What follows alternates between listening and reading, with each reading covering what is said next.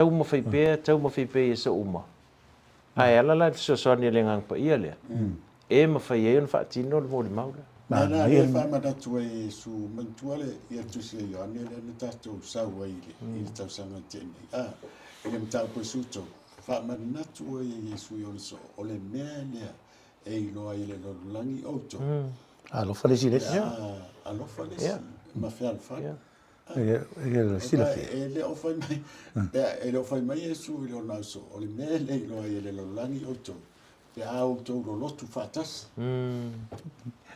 ole lo fa wa le mena ta ole lo fa o mena ta fa so al sunga mo se fa so o le tiro i matolous na e lo le lo fa e ki ro silfia o le wa ko pa il mena awa le ngunga ala ko visiti o le ngunga samo ade lua upo ke ya ke o le vai lo fa lo o le me ki fai lis ngaka o lo fa le fa lo ba la ngai e iska ka ma ko le fa lo ngi e kupulang pa wa nga upe ta fa ye le nganu sa mo ngo fa kasi lo le ma le tala le leile la ngalo yesu fa lo la ngai o fionga ia le tu o le awala fa tu ila loina ai le leanga o le lei ile ma fai nga fa ko ila loinga le leanga nga paulu me maua o le manu malo i te apolo ia ma ka nga po io e fai ia e folonga ka ala ai su malie lona i unga me foi na de tan no yesu ya peto no ma te no lo so ya facile peto no pe fa fia no fa na lo ia e mana ia la ia whaftaifo nei tātou paanga ia sa mafuta mai, ma whaaso mai, ma o mai nei o lātou whaaso fo i le vai aso na te nei. Ei nei vaenga ia lesa mō tātou viu aswe lau tele, langa lesa o ia le comment a lesia tātou viua. I think walanga o le e te mau i lungo le mau ia Yesu i le tātou whaasone, te mau i lungo le Blue TV.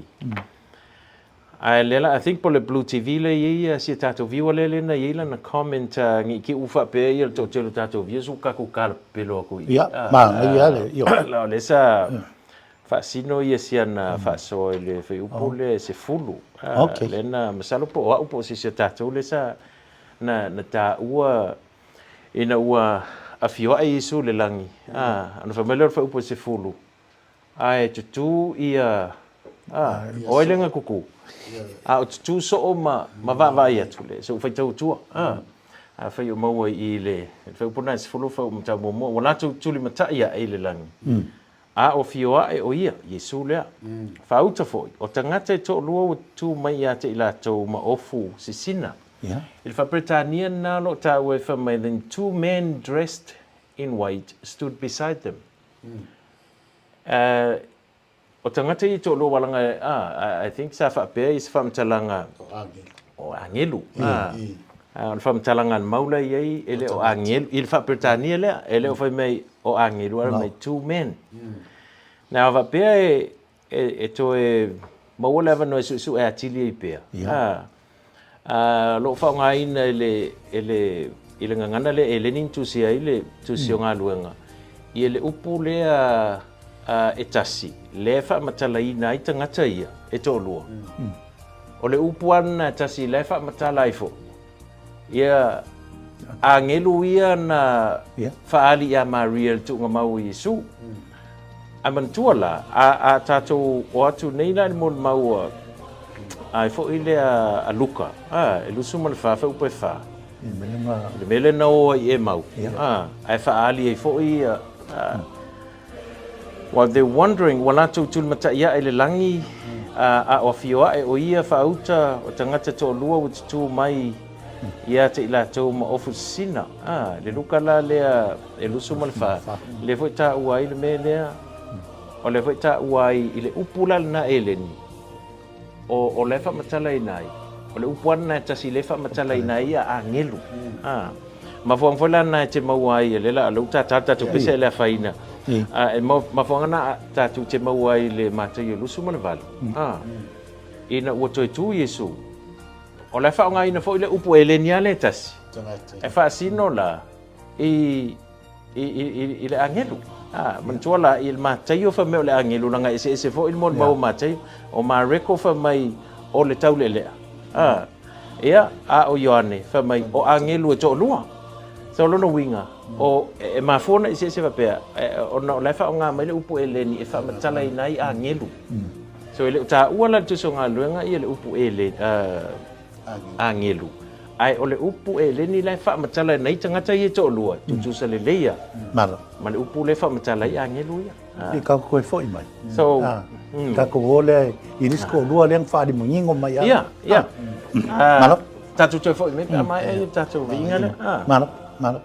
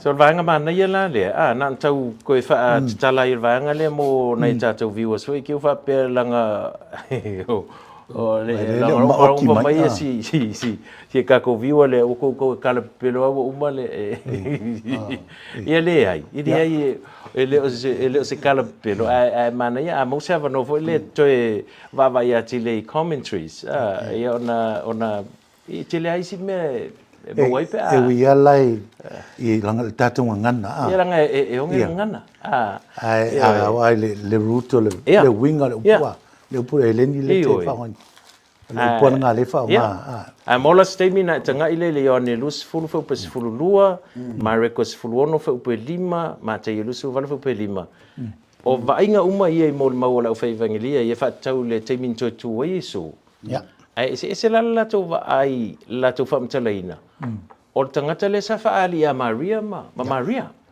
fa mai si o le tau le lea fa mai si o angelu o le mafua mai o no upu elenia tasi la e fa onga e fa matala I angelu le popula lo no winga la fo linga mai e mfanta to fa pefo o tangata to lua iena fa mai I so o la tu mata ia mfanta to fa pe to angelu wa le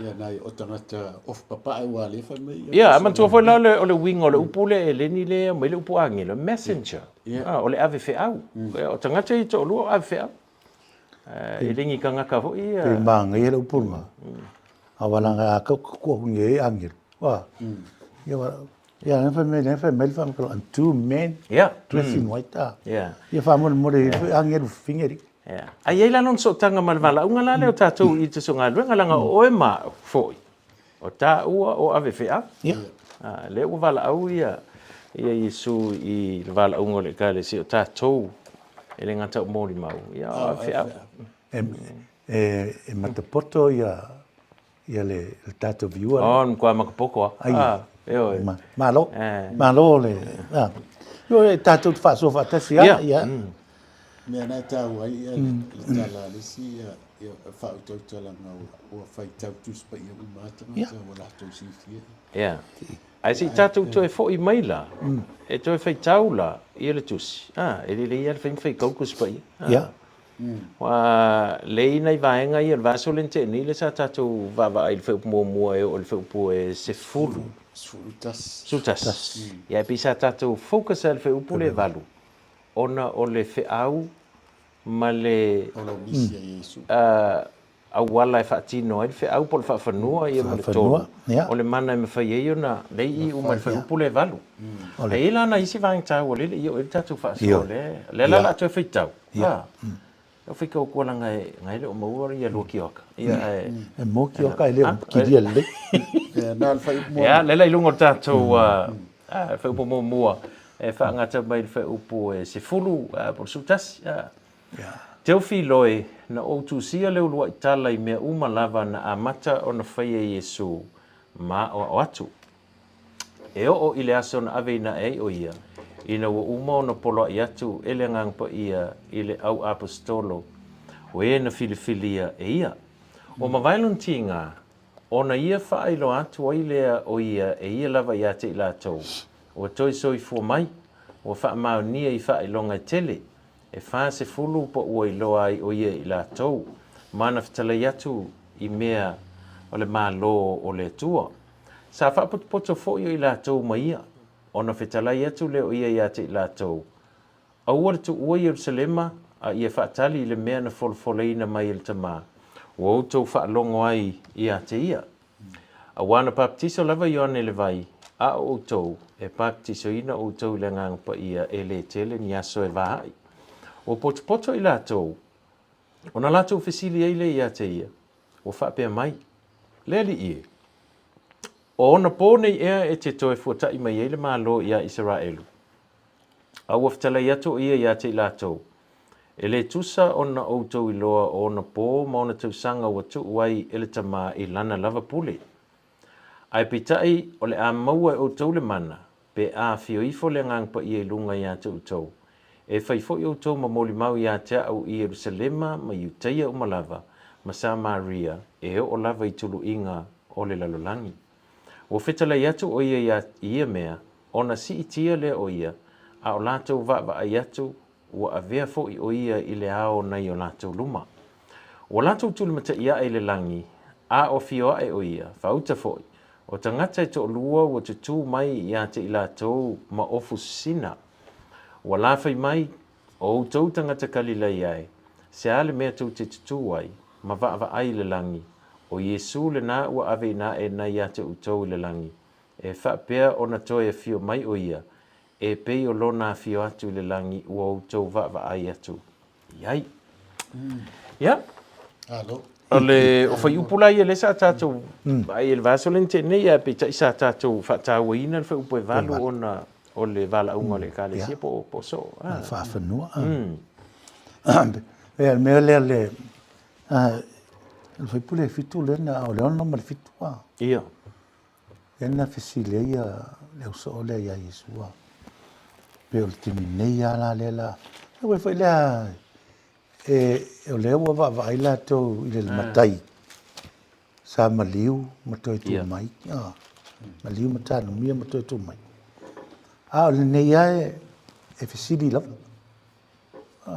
Fesili lava. O nei lai tauna a ea mai mātou ma le pulenga roma. Mo tauna ma nei ala tali len tali e Yesu foi perfeito. Paupuna e fitu. Foi fitu. Ia. E ma nei ala le tali e Yesu. Wa nei e whailo Yesu i ona so e le o se mea nei e tali foi pui e ono. E la whaite o fai pui fitu. Ia. O whetala i atu ia i lato e le tusa ona utoi lo o na po. Wa ona tausanga ua tuu e le tama i lana lava puli. E kusa le nei ar kani lea Yesu ma le taimi fo le linga feside fo le luka i lusu fa. Foi mua e o le fa. Ia. Nei fo inga fesili ai po la arkai me kukupu ia mea o a foi fai loka. Le a foi inka le Yesu. Matai. Wa i o kongi fa se inga o tau isis. Matai na lufu. Matai o lusu fa. Ai pe mea na le voi tupu fo te mini. O le ese o le mea ave i ele fata ua po le focus. O le tele o tele o teimi fo. Wa tātou nau tele le mele o le ka ua le kaimi. fa pe ko e to fia tausanga a fio mai Yesu ia po le mele le utupu e umalole mele a fio mai Yesu se kai ki kilo ya tui fa mo ka ki kilo e kai mi le fesi le lo ka pera me ka mo mai ki ia pe mangkua o le taimi le o le iai Roma i le pule anga le lalolangi o lai ai whanga uanga o le wali ingai a mea o Iesu o le o kangaka whapitoa lea ua o mai o ia le la suia le malo i sala e la mea o ia matupu o le lalo wha le lalolangi ngai mo lato o lea o kei lo le mea nganga lenga kali Iesu e leo se mea nganga wa le o le lako fisili o ngai e ke koe fuata i mai malo mo i sala e fa fle le Iesu e fa pe Iesu e le mea nganga pule ya ma Iesu i le taun to lo tu ule pula le tama ma ku vela i le loto mau lalo e fa pe ia o ngi finga uma tu ule pula le tama e pela me la le ia vele ventale me i ka ko te mi ke le me i ku ka ko va ngi le afila sa o i si vanga le America o la le ke le comment le o foi lunga no winga la winga mele te lu fe mai e le application e le tauna e le ta ua te le tato e tato tau mate male seki o kaimi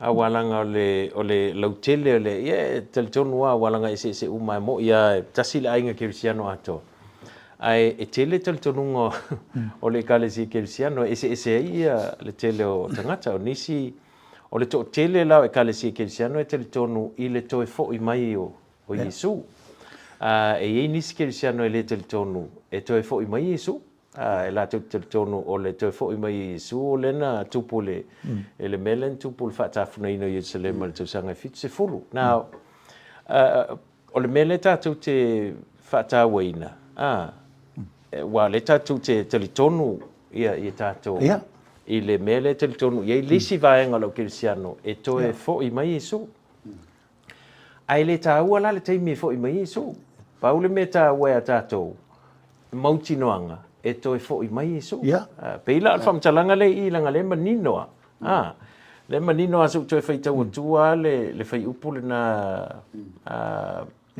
e le taimi e le taimi e toe fo i mai Yesu so ko fe ko fa makula le vanga le manino alfa mtalanga le i le mauti noanga men of Galilee they said why do you stand and looking into the sky this same Jesus who has been taken from you into heaven will come back in the same manner so e kau ki le finga o le mea Paulo me le tatu te loi e folinga mai e iei le you know le faali mai o Yesu e pei fo i o le a fo i o le siti e me lumai le ta wala le mele o kau make e sau a fe Yesu ko e fia kausa e le o mena me tonu ana le fe me Yesu le so i o le kaimi maso e le se mena o tau a tali lo Yesu fe upe valu a mau e o tau le mana o no tau wolo le fe mon ma ia fo e fai ia le kala Yesu le matai anga e lusu fama le luka lusu matasi ma le mareko suto mantuala le matai anga e lusu fa fai upa sufa na fo e fai Yesu e tala ina atu le nei tala le nei o le malo le atu lau o na o mai le o le ngata o lona winga o le fina ngalo Yesu tai pe foi la le tatu te vai tu si ngalo o lai mana o Yesu e fai lo lona o so le mana o o ia malona tama o le fa tali o le ngam pa ia mantua la o le te mitonu le fai tu Yesu e fa tali le ngam pa ia o le tua pula te a fa pe inga ya mangali fo i mena te o mele tu no so ra so valinga minga ai kere el fato ese marca caro rengo e to su e fo e el fina ngalo le tu ko el mela nga e kero a tu tasi ai le tu ia pule mai e kan O la fia leo kai ma. Yeah. O le sina me mautinoa foli le moa uia. I le a soifua Iesu le laulangi. O le mea tonu le o le whaananga o lango i lo le tamai te miu. O te ilo le mana onga foi na o Iesu. Le ana laina whai lo na so whaatani le anga pa ia. Se i o na whaamanaina o tau. O na whai lea ngara. Ai ma ia wela. E le ai se mea ma whai o na whai e le au so. E o ai a tātou le taimile. E au no ma le mana no le anga pa ia. E va wela ili va pe fing vai Yesu va kari o. E ka lo le fia. Ko me de e le va ngai fai. Al tangata. E le va ngai fai. E li va pe o va pe ka o ko kan. Ko nga yo ya pe ko lima mingu ke ka ko kan mi. Ai ko ke le va mai Yesu. O fa ka. O le whana vela te mini, i le tele o tangata i walanga e tele i si talitonunga o le a inga kirisiano. E whaatau le mele le a onga le i te mele i unga, po le eschatology. E tele i vasenga o talitonunga. A tono isi te mi ona batule so le fo la matu te whaasoa. A le matu te malamalama. E le tātou te le tā ofi tasi uma i se mea. Pela mele o le toi fo i mai Iesu e talia langona ma le talitonunga o le skepsiano. Pea wha pe la talitonunga e le toi fo i mai Iesu. Le whaina na le se ai o le mea le pe o le mea le te whasoa toia uia. Pe ua tele le teimi o tātou e alu le mea le o le whaatali. O le kaimi. Awa o le me e tupu le mele nga le whaakali ai le eise ngā luenga e whaia. E na ona le a fio mai Iesu i le teimi le te mavu fau iei, o le mea o iei. O le la fai o le whaatutuanga. O le la fai o le whaatutuanga. Ai o le wala aunga leo wala o Iesu e a tātou e le o le teimi. E mauti noa le whaali mai o Iesu. O le teimi nana o le tamalana tila fia. Tātou tau mawhai ia wha ina ia whaalau tele malo le tua i lalo nei. E ala la lea i le tau mwhai ina ia manu malo le tala le lei. I le lalo langi leo tātou ie. Me walana le tātou te wawa i peila o sisi o manga o tātou i me i tupu mai. E tāsi al tali o mei nei. O le malo le tua. O whaali whaavai o le malo le tua e ala i le loto mawalalo. Ma le whaamangalo. Wa mei o whaavai ia. E le whapeo la tu uai le me sao ma me tauna. Ai so pe sao pe se. E ave ai le awala le na ave Iesu. E ave i le loto maulalo. Ia ma le mele o whaamangalo. I le luka le lusu ma le wha lon fai pe whaafitu. Me i Iesu. Tala i fwoi tala mo. Ma le whaamangalo ina le msala. Ia maua ka longa. Sala ma oangi bai o me se le ka ki faia. Sala mo mai ai. O ka mau kingo. Fa manga longa le nga fia Yesu. Ia. O la fia le se me ka pure kai. Ole se ka wale fa manatu mai e tu se nga nga le fai te o su mai tu. Ile fa mtalanga Yesu le na fai. Na papa tiso yo me le bai. A o. Baptiso ina o to la na paia. So le tasina me ta o mo a uia ile yai o le na paia ile so fuanga o tamata. Ile fa pe wala nga ile taimi ta to te o te le tani ai le na paia ile taimi o la o tani la fitfiringa.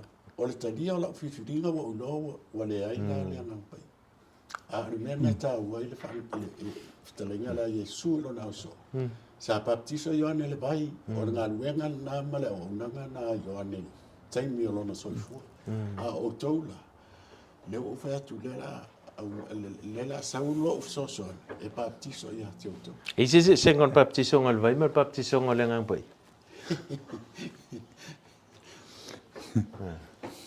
Waha, ia pesiri, Awa, au le vai o le whaakusa o le fufulu, o le fufulu e se inga le palpala i le kiwa. Ia. A wā e le mawhai e le vai o ngā suia le kangaka. Ia. E le se malo si anga o iei le vai.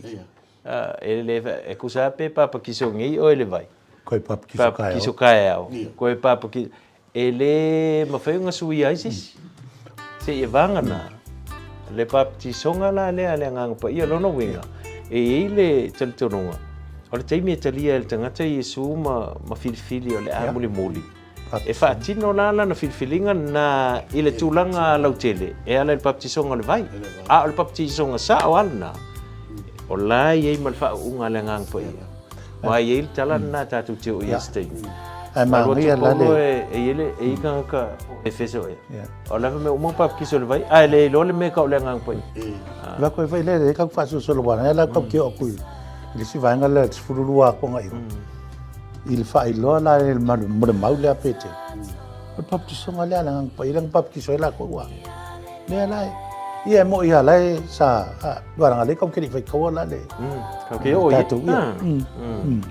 Ya pe apa fo i mai pe mai ia tatou. Malo longa le. Malo lo sai mai. Malo faso.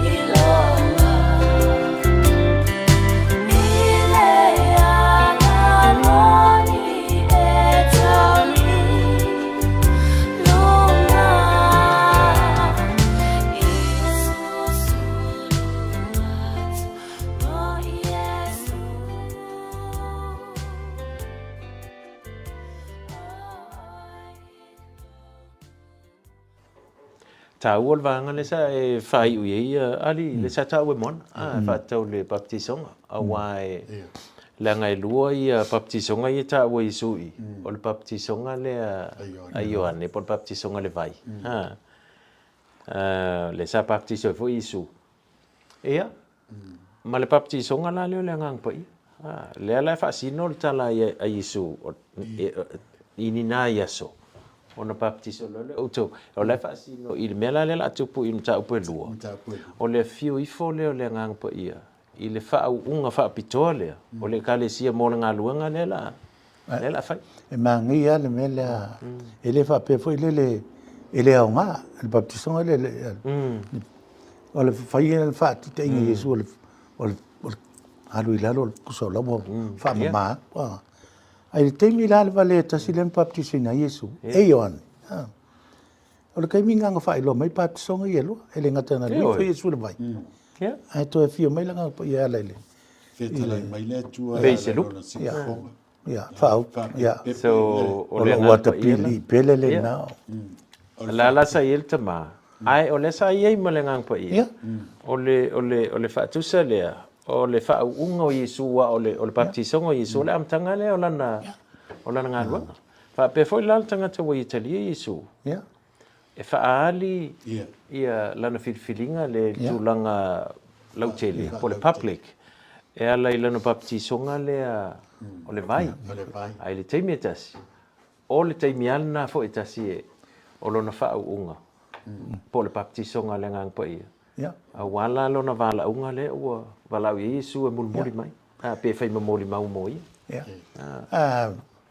ki mo le sa va ngo baptiso le tele tangata ele ia ka fesiri fenga kuai ele ingi baptisonga le vai fenga kuai pe menna le tau te fatu ele fa pese longa i papakiso onga fa ola inga le e langa i tangata ele pela panga tafo ele i Natalia Jesu langa o filfilinga fai le loto tangata ma ina fo esa wile lana le commitment le kusa lo i le sala mo le koko ai ono le tāu o le baptisonga le vai pe o le mori mau le langa o le sile vai ngol mori mau le fai mai iso o le e tilo atu ia le lalulang i le whaatino ina o lau mori mau mo ia ai ma fai un baptiso le vai ai le asi suinga dongo winga e fai on tupul mele o baptiso le vai ai le sangang pa ia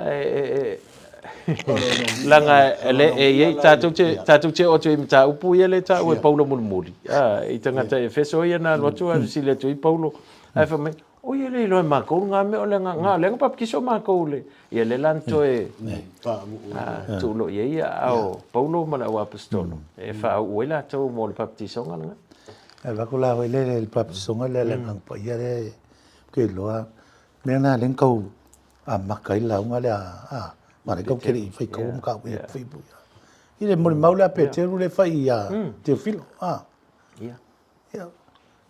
ele ke fai fa leo e Peteru e me o ngai o lo ma ko i la ngonga ele e si apostol ai mana ia la wata o lo na mana ia o le mele o le ia lo ma fo fo mele na sa mai te mai ke ungal e ma fai na baptiso e ma fai na baptiso i le pai ai le o ia le mampai o le tāua la awa e iloa le era mampai ia le whaongaina o lo soifua ma lo uola i le mori mau si ko fa sa ola kala li monga ai ale ngang pa ia ai ale ngang pa ia ai ma fai ona susua o baptisonga le vai ai le talia ina ya ule le ngang pa ia ai le ngang pa ia ia le available mo tatu pe ma fai no wale pai e no male le Australia ya ule ia ma fai kupun menga ya wa lai o le vai pi o le physical le vai ko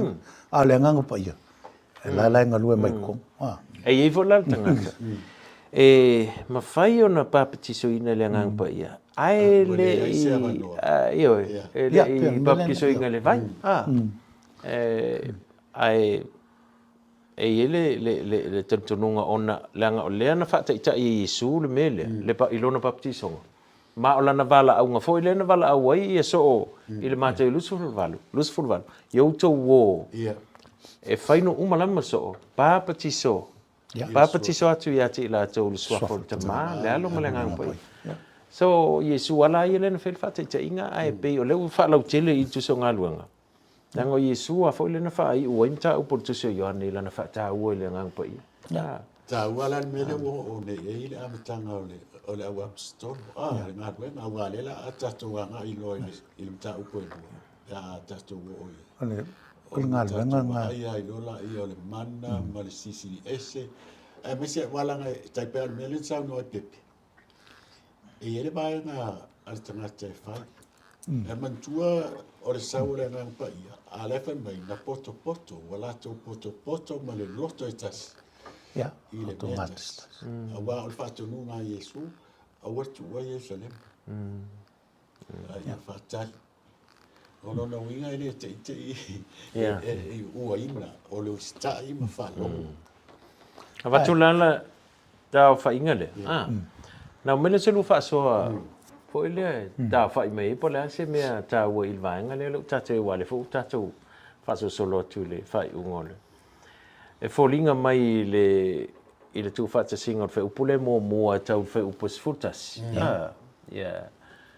ile fe upuana fe upuna mo e lua le tatu te mawai le dress il tu sianga ya te filo ia po le tangata le feminisi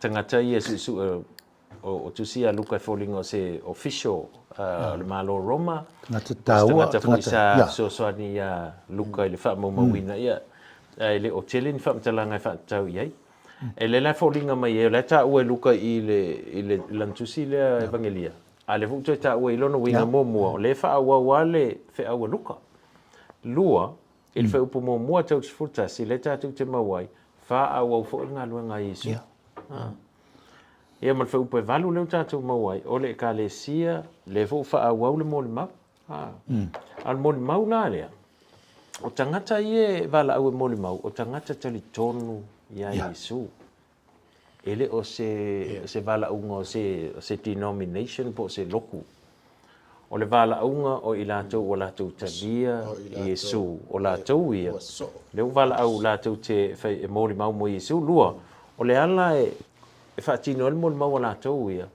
ele fengo fi le o loana na amta me Yesu ia malo o lato vai na fa ai o maliu ile maliu ele se maliu so ia ia fo ila le mafofongo tatou ia mo le mau e ono ele fengo fiel mo le mau le fa pela la ka ko mari li wo fo ai a faia o le tulanga na ye fo me so a fi mo mo meses mo sa tau o le mana fa ti no ai le ngaluenga le ngang pa ia fa yo tatou man maloina ia lu tau ia o ila tau o le mana o mia le tatou mo le mau ia o le la lo tua oi a tono lo ai ma tuam fa na wa isi kai mi alu mama ala ka moni mau ya lele oi lo e to mitia le man vanga mun mulina le ole melo le nau po le passion e fa ti no mon mau le o ngor ka ko ngau mal fifia ya Yesu man tuar mele motivate ia Yesu o ye o ona ole tala le le to tu mo Yesu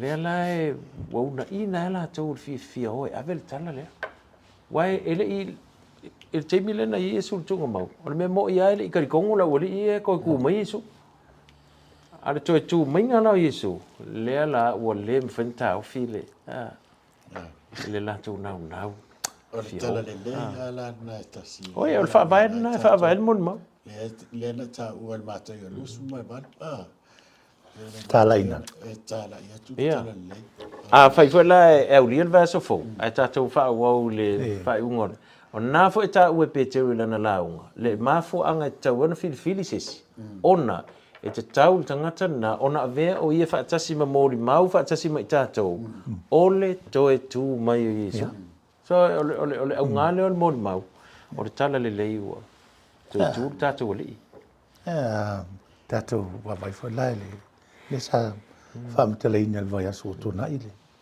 le mori mau. I elo na tau, pia ne e tau whailo mea. Ia ka koula, ia tonu e tātou mori mau ele i le whapenga o ki pio. Mele na o ia lau apostolo. Ai o ki ai. Whai ue mā kūlo ai. Ia na hale. Ai, e o ki aka ika le whamkalangari. Wheko o ngofu aka i onga, ai, o li tūle le, maua le file mule o teitei, le baptisonga le alanga pai, mafutanga le aita me langa pai. E le ase me la kamari woi fuai. I le whamtalanga lai whai meri ka wae, e le o koe, saua inga i whamkalanga, tuba inga me whapenga. Waranga mori mau, mo Yesu e kua inga. E le ala se me a ka mawhangawhanga, le mawhukanga le aka ika ma le ngang pai. E lu ngā wala lo a whai mai e kua whire mua inga. E le whape fwoi le mwhaku, o ka ika wa ako koa e. Ai mori kanga sala. E iau. Mori sala mo o ngora ngā ruenga le ale, le whai mai. E le ngang pai. Ka onka la ngonga le whire mo. O le mea la ngā rukala le rila nga. E kaki whaasoa mso sa ngirisa kusa. O le mea le mawhaiunga, mawhai le mea le onga le ngang pa ia. O le mawhukanga. Mawhukanga le. O lona tā ua la ia tia, o le mea le na whaasino Yesu lona au so. Le fwoi na amata e au so o na whai.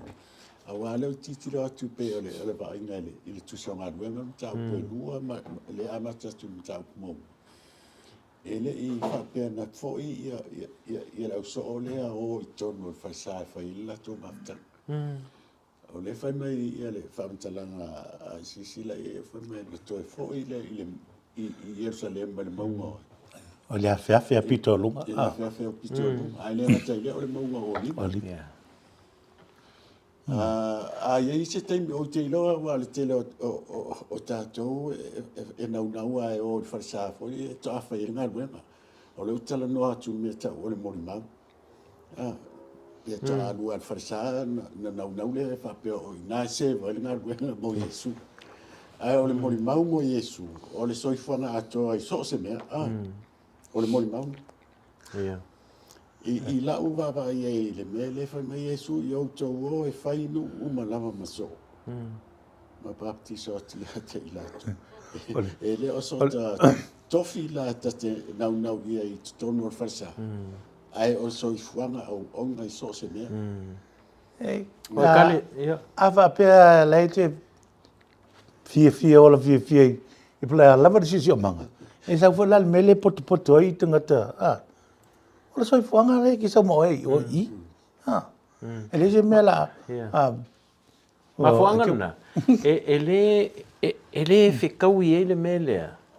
O le kakau whi ngau i loku. E masonga whai e lesi, le commenti i lesi. E wha le angai lesi. Langa ele o le akalanga o le. A wha pēa e fo i mai mele tātou tala noa ai. Wala ele tātou malamala maanga. Ele ise sa moa ele o se kevisiano, lono winga. O sa moa uma o so o Yesu.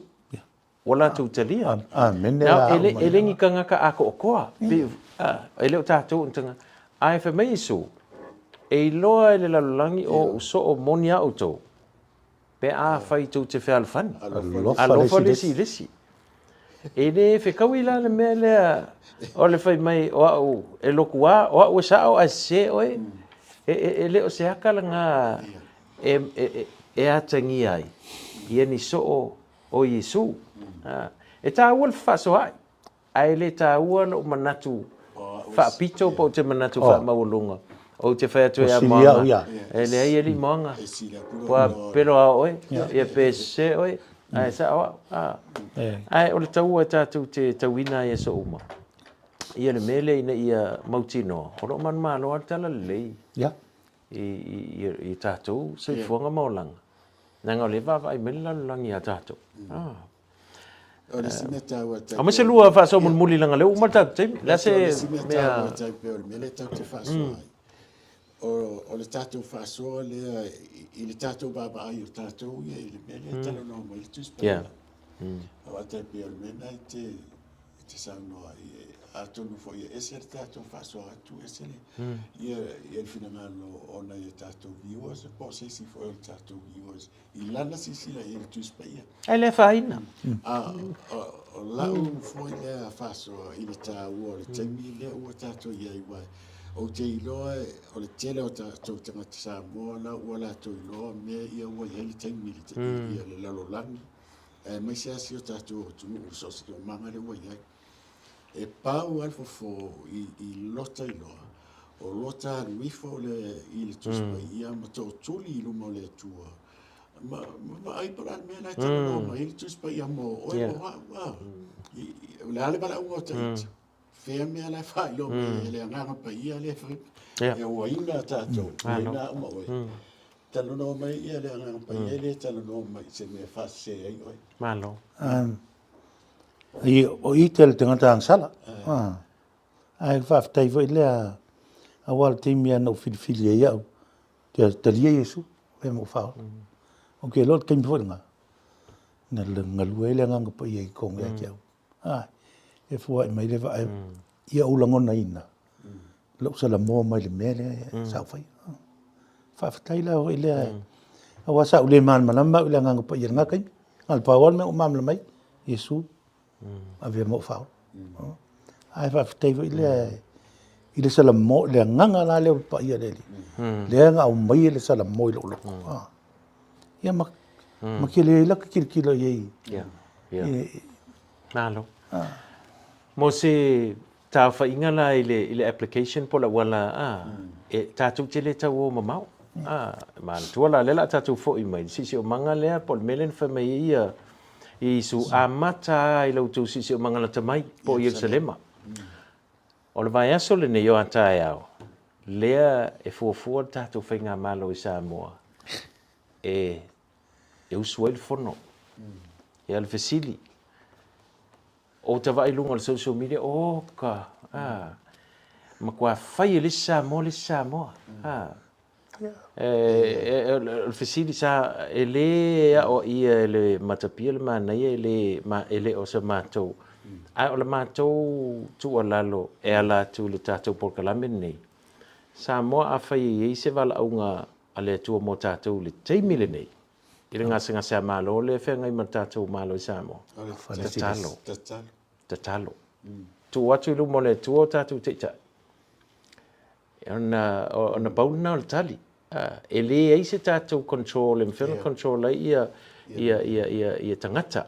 Ai o le tātou lava wala aunga o tātou o soo, tātou o kirisiano. Tātou momoli, ia le tātou o tunuu, o tātou teitai. Le alava le me, le awala, le me tupu mai, ma le me tulai mai. E tu maua o tātou o kirisiano, tātou o le ainga, tātou o le uso, o le ainga tasi. E whaatua matalia Yesu o tātou o so. Malamatu talo. Ia veni vaso se vai aso e tātou te nofo talo whaatasi e. E le ngata mosi o tātou o tunu, o lo ilma na onga. Ia ona ia tunu ia o lo tulai mei whalave lave. O mu, o taua. Ia. A le matu, toe whaaso muli lana. Ia tau ni whamanuia le tua i tiutama whea au le ni vai aso o tātou whenga iai. Ai fui se whamtalanga ua sala i la mātou whaasoa, ia mātou te asosotu vai malu puanga. Ma wha maulalo atu tu sai o le tātou porkalame i le ni fiafi. Ia whamanuia le tua. Mauni malolonga file mua ni fiafi. So i fua mai e manuia whaaftai le tua i le mafuta mai o lo wanganga. Mātou talo i whamanuia i au tangata, o mātou i eile amatanga ni vai aso.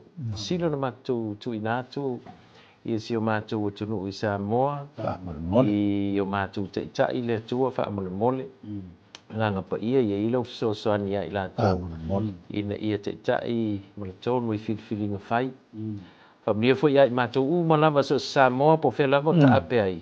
Ina ia i eile mātou langolango atu e ala, i le tuli vai ina o mana onga. O si o mātou o tunu, whamunia fo i nisi a tunu o lo iei whaalawelawe tupu, lo iei mana o ngā whaapitoa, whaafitai o whaafonga mai, whina ngā loai mātou te whilo i vai aso mō mua, o no o Isu. Amen.